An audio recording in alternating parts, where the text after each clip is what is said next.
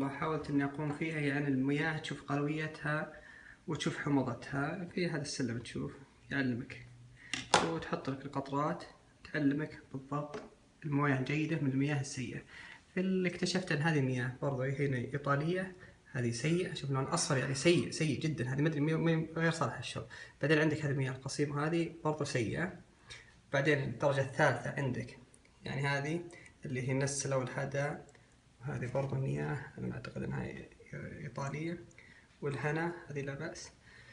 هنا الدرجة برضو هذه تقريبا حدود 8 تقريبا أو 7.5.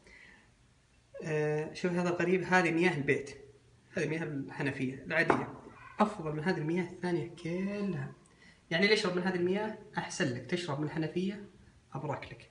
شوف الحنفية اللون جدا ممتاز. شوف كل ما وصلت لهذا اللون فوق كان لك أفضل. أتوقع 8، هي تقريبا هذه تقريبا 7. شوف اللون، هذه الحنفية، هذه الحنفية، هذه الحنفية. شوف مياه القصيم سيئة. طيب عندك اللي أفضل مياه، أفضل شيء لقيتها بالسوق إلى الحين، هذه الدرجة تقريبا هذه 8 إلى 9.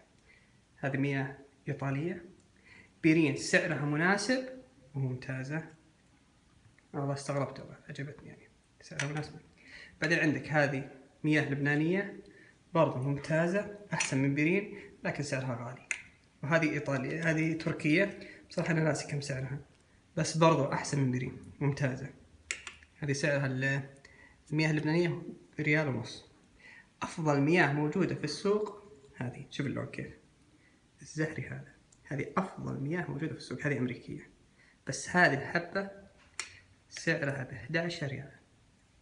شو السعر؟ 11 من الدانوب. فأنا أنصح اللي بيشتري، أنا أتوقع هذه الثلاثة، أنا أرشح هذه الثلاثة، سعرها مناسب، سعرها مناسب وممتازة. أو إنك تاخذ مياه الحنفية اللي عندك. هذا وشكرا. المياه السيئة هذه.